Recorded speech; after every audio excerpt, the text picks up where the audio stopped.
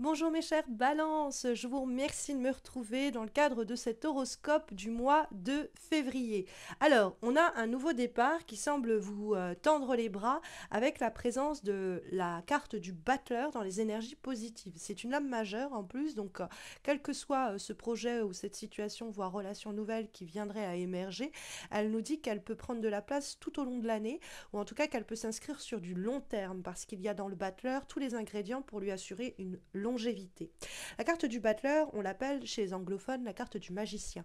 Ça sous-entend qu'avec la baguette magique qu'il a en main et l'ensemble des outils dont il a besoin, des ingrédients magiques qui sont à sa portée, qu'il a réussi à recueillir, à rassembler, il peut faire se manifester toute réalité, tout projet, toute idée qu'il a envie de créer ou de voir émerger peut-être même ex nihilo, c'est-à-dire à partir de rien. La carte du battleur nous dit croyez en vous, en vos capacités à faire apparaître la réalité que vous espérez. Il peut y avoir avec le battleur aussi l'émergence d'une rencontre nouvelle, de retrouvailles, d'une situation qui prend ici son essor et qui va se développer au fil du mois, voire au fil de l'année. Vous l'aurez compris, c'est un nouveau départ.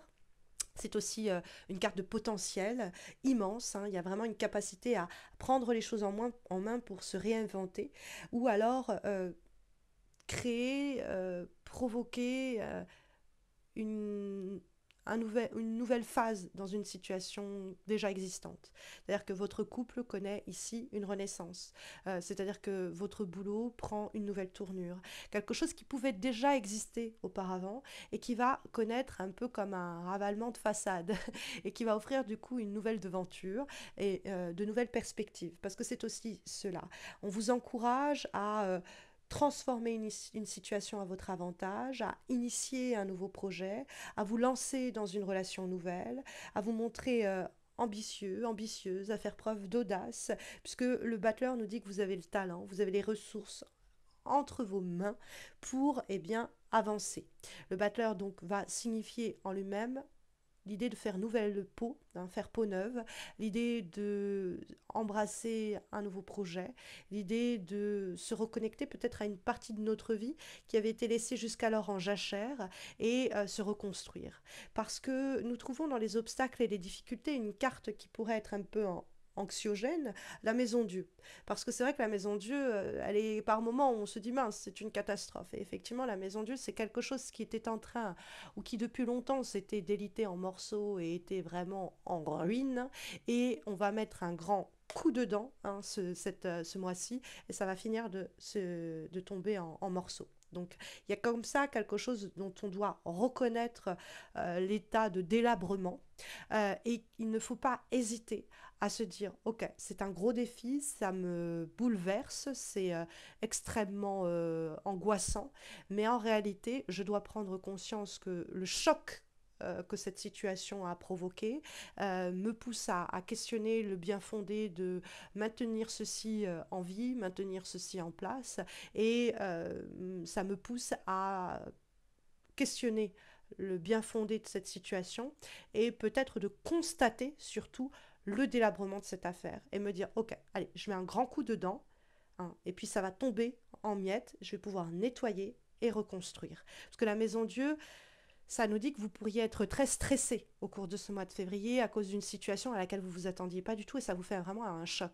Ça peut être quelqu'un que vous revoyez et même si cette rencontre est très positive, ça vous sonne, ça vous laisse vraiment sonner.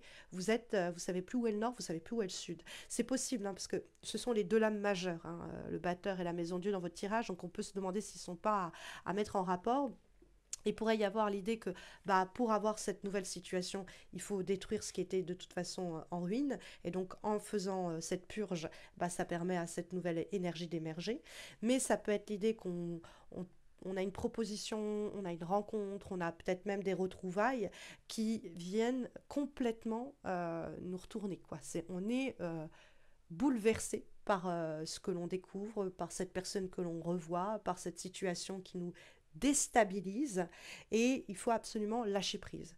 C'est-à-dire que si vous êtes c'est l'idée comme une main qui est tellement serrée qu'elle va s'en faire une crampe ou qu'elle va se faire saigner elle-même à être trop dans la rétention ou trop dans quelque chose de crispé. Il y a une crispation hein, qui peut être liée à cette nouvelle situation. Ça peut être aussi que cette nouvelle affaire, elle engendre énormément de stress en vous. C'est que vous êtes à ce niveau-là un peu vous flagellez. Vous vous flagellez pas, vous êtes chancelant sur cette affaire-là. Mais en tout cas, la Maison Dieu, elle nous dit, bah, ce que vous pouvez, avec le 7 d'épée, découvrir, ce que vous pouvez apprendre, qui vous avait jusqu'alors été caché, peut offrir une meilleure maîtrise de la situation et un renouveau. C'est-à-dire que vous pourriez aussi découvrir quelque chose qui vous laisse pantois, pantoise. C'est-à-dire que vous dites, waouh, si à l'époque j'avais su ça, en fait, ça se serait passé différemment. Ou si on n'avait pas joué au jeu du chat et de la souris, qu'on s'était pas dit les choses à moitié et que tout m'avait été dit comme là c'est le cas, eh bien, on n'en serait peut-être pas là aujourd'hui. Et donc, il peut y avoir aussi une période de découverte de choses qui n'avaient pas été signalées, pas été dites ou dont vous n'aviez pas eu connaissance, qui peuvent aussi faire un effet bœuf. C'est-à-dire, on a une phase de choc parce qu'on découvre ce qui jusqu'alors avait été occulté. Ou parce que vous vous retrouvez à peut-être confesser des choses que vous aviez enfermées à double tour dans un coffre-fort intérieur, et là, vous voilà à nu, vous ne jouez plus un jeu, vous dites les choses franchement. Et ça peut être une manière pour vous de reprendre le contrôle, mais ça peut être très déstabilisant en même temps. Mais donc, il y a de toute façon quelque chose qui s'effrite, quelque chose qui s'effondre, qui ne sert plus votre croissance, et donc il faut laisser ce qui ne fonctionne plus, et pour faire de la place à ce qui pourrait être une façon de rebondir, de se reconstruire. Donc il peut y avoir une phase un peu de chaos temporaire.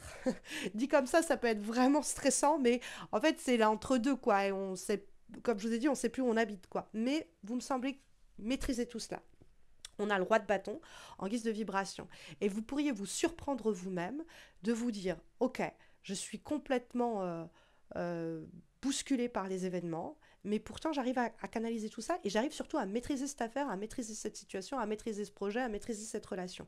Même si tout est en train de tourner autour de moi et de s'effondrer par moments et je me dis, mon Dieu, le ciel va me tomber sur la tête, j'arrive à garder, à faire preuve de sang-froid, à garder, on va dire, le contrôle de cette affaire et j'arrive à diriger tout cela avec beaucoup de détermination.